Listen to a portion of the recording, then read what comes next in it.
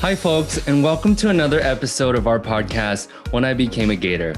I'm your host, Phillip Cheng, and our podcast focuses on the stories of various alumni around the country in the hopes of bringing closer the Gator Nation, one alumni at a time. Tonight, we have a special guest. Her name is V. Payulert. Some of you may have known her as V Ho. V, welcome to the show. It's so great to have you. Hi, everyone. Thanks for having me, Phillip. V, we go back a long time, but for our listeners, could you tell them a little bit about where you're from, what you studied, and what you did after college? Yeah, so I'm originally from West Palm Beach, and I'm from South Florida. I studied architecture undergrad, and from there, I went on to do a little bit of urban planning for my master's and kind of stemmed off into commercial real estate. So now I'm based in the Bay Area. I'm in San Francisco, and still in commercial real estate. Very nice. And you made a few sort of geographical transitions, right? Where did you do grad school? And then how did you end up going from Florida to grad school to the Bay Area, San Francisco?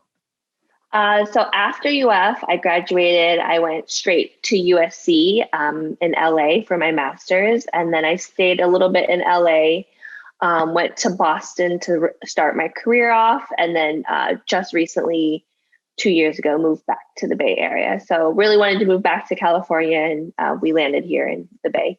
Very nice. And how have you liked it so far there?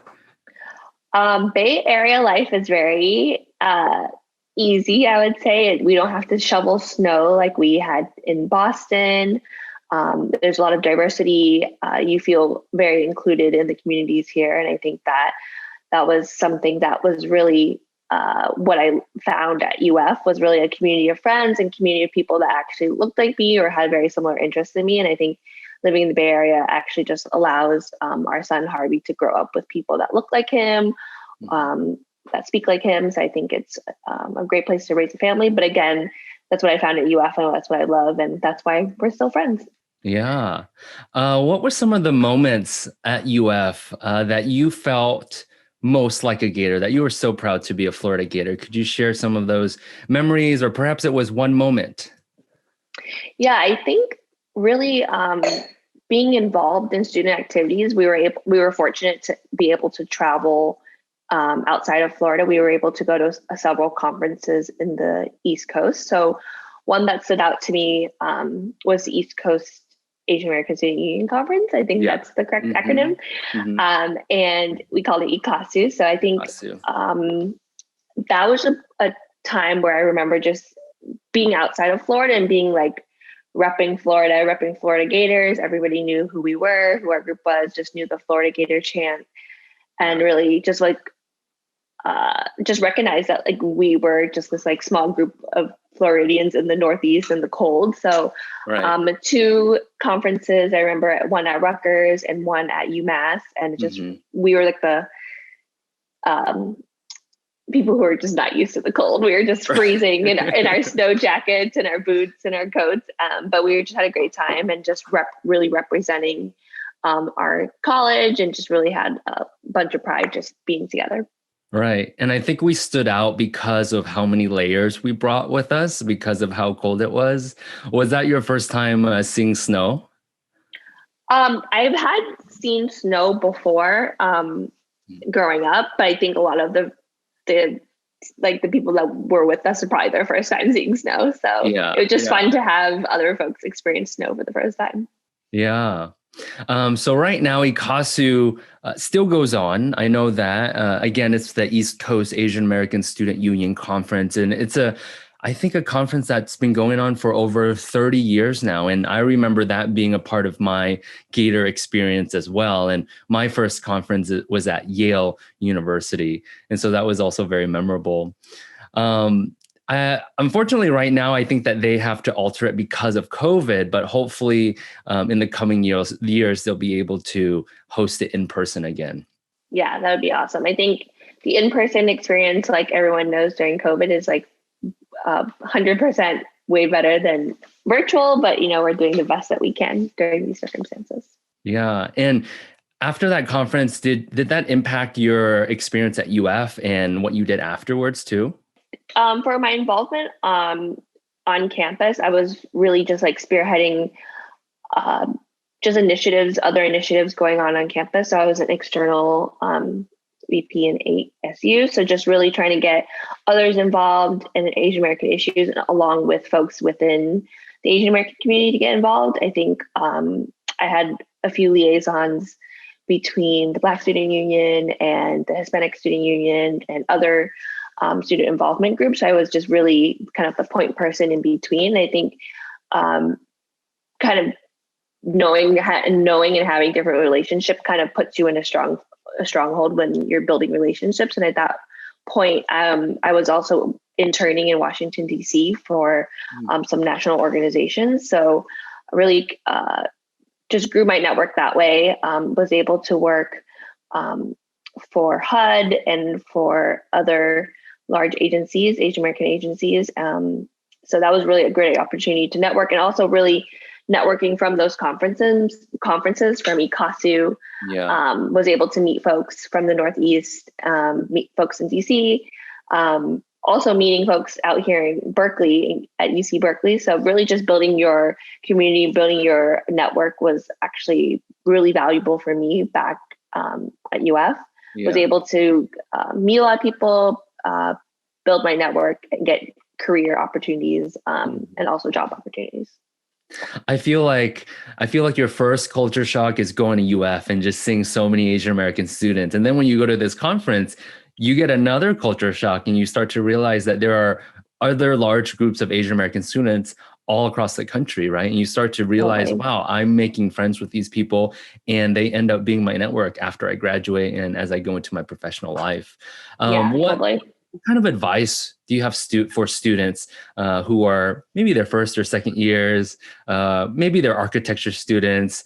Granted, right now, they are living in the world of COVID, so it is a little bit different, but what advice do you have for them in their futures?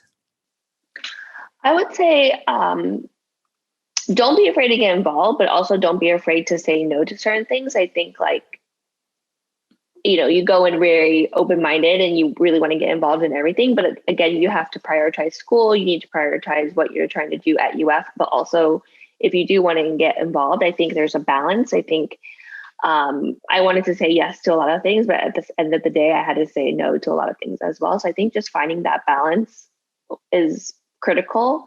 Don't let your grades suffer. Don't party too much.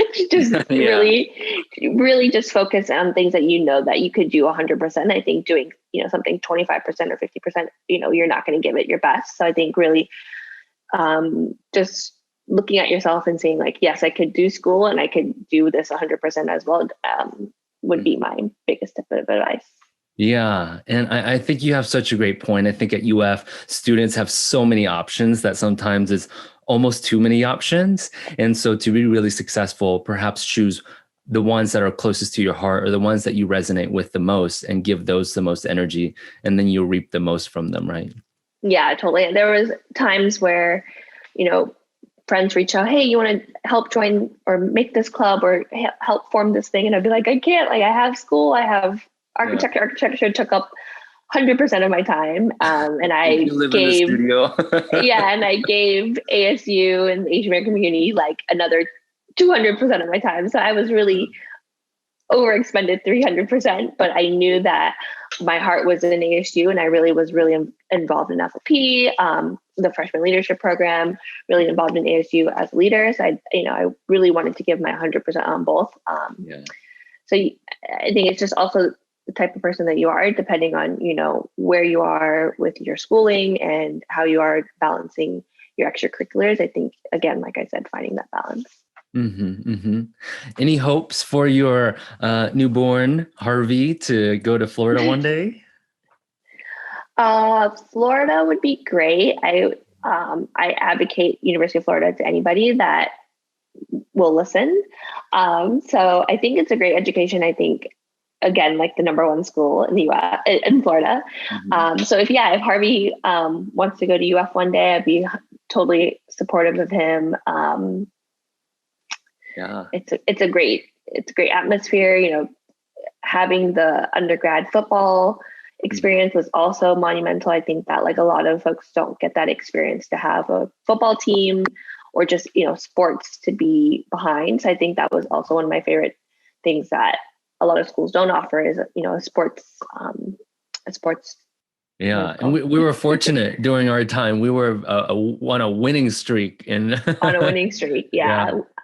I think we had all the big names during when we went to school. Yeah, That's right. It was a great time. It was great. It's always great to be a Florida Gator, but it was amazing to be a Florida Gator during that time period. Yes. What are some of your hopes for the future for UF, for the Gator Nation? I would say for Florida, just to keep really supporting their students and really funding the academics where it belongs. Like the state of Florida puts so much emphasis on public education from middle school, high school, all the way through higher ed. So I think that really investment into the young people where we are making the future decisions, like you saw in this 2020 election where the young people in the most educated places, Gainesville, Tampa, Orlando, South Florida, like are really changing what's happening in the state of Florida. And I think that speaks tremendous amounts to the education system that we have. Yeah. I just hope it continues to grow. I hope that the Asian American community still continues to grow at Florida, and that when Harvey, if he goes to UF, just feels included. It doesn't feel like that he needs to always, or future generations need to fight for what they belong, know that should belong to them. I think it should not just be an upward struggle all the time. I mean, There will be struggles, but I think that over time, people will recognize and realize that it's important to have a multitude of voices, including the Asian American voice, heard. Yeah, for sure. And do you have any last comments or shout outs to people or maybe institutions or things on campus that really were such a strong part of your experience before we end tonight? I would say the Student Involvement Center, or I don't know what it's called now, Student Involvement Center. I think it's Student Activities and Involvement Center, right? CC or SAI. SAI. A lot of my, like I mentioned earlier, the multitude of friends that I had at UF really stemmed from there. I worked there full time in undergrad as well. So my roommate actually in LA was my coworker, David. I think all my friends from UF architecture were still very close now, even though I'm not in architecture anymore. We all are still very close. So Alejandra, Abby, all my UF Gator architecture friends. Yeah. And I would say for you, Phillip, and Quinley, FLP, Chenya, we're all very close just from our times during the freshman leadership program. I'm just thankful that I've been friends with you for so long. And I think that I want to thank you for just being part of my life for all these years. And yeah, I think just having a multitude of lifetime friends just really stemmed from UF. And I'm so thankful to have those relationships now, especially in the Bay. Same here. I'm very grateful to have you as a lifelong friend, and that it started at UF in Gainesville. Yeah. Thank you so much for being on our show tonight. I'm sure our viewers learned so much from your experience, and they enjoyed as much as I did listening and talking with you. Thank you so much, everyone. Have a great night, and go Gators. Go Gators.